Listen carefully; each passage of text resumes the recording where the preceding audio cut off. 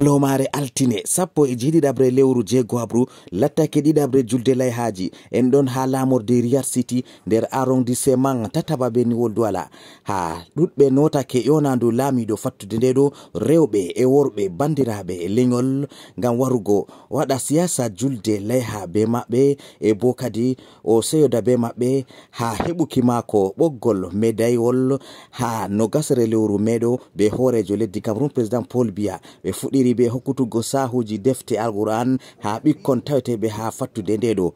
feere feere soyrake be man keɗiten laamiɗo. En andi enen ha lesdi men Cameroun ɗo en ɗon ɓe julɓe ɓe tana julɓe ɗum vivre ensemble on daari ha ɗo en ɗo kawti en pat be maɓɓe to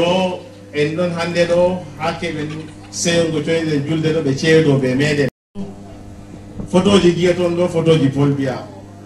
ngam vengme passé ɗo o hokkiyam médaille de commandeur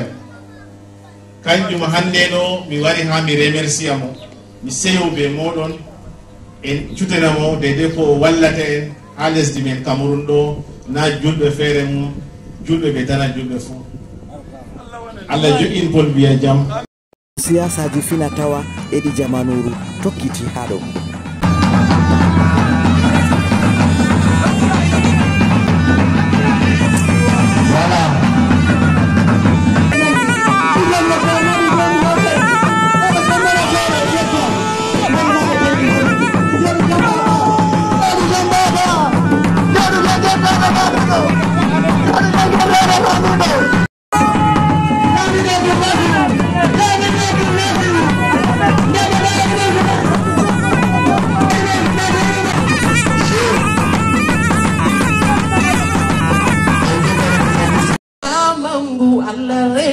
Allah ni jutine balde Allah ni hisna makonne Allah ni jutine balde lami do leydi lamdo Riyad City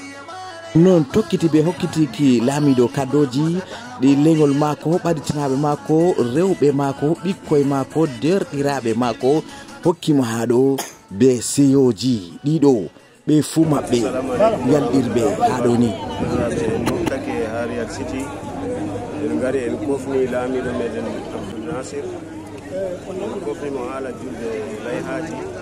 en garanimo barkada sallah Allah tabitin mo ha laamu maako Allah duttinanan mo zamanuru Allah hoynan mo ardoro yimɓe ɓe adilamu alhamdulillahi en juuli jam en laafi jam ha quartier amin Riyad City aɗo lamɗo amin koɗo jam alhamdulillahi seyuman ɗo premiére ko en seyi haala ɗo kam haala mayday laamiɗo amin on heeɓi kanjum on fottini amin e ɗo nder seyoman ɗo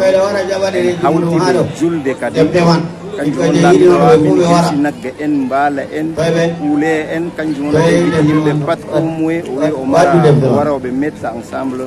ko moye wara heɓa. On va passer à la remise de Coran. miɗo yetti laamiɗo amin Inchallah. Riyad City pat Allah acca mo jam Allah hokka mo ko o mari haaje pat. Assalamu aleykum. Allah ni la hokku min ha duniya min ɗo boɗɗum hokku min ha lahira min bo boɗɗum e noon ren min yangada yiite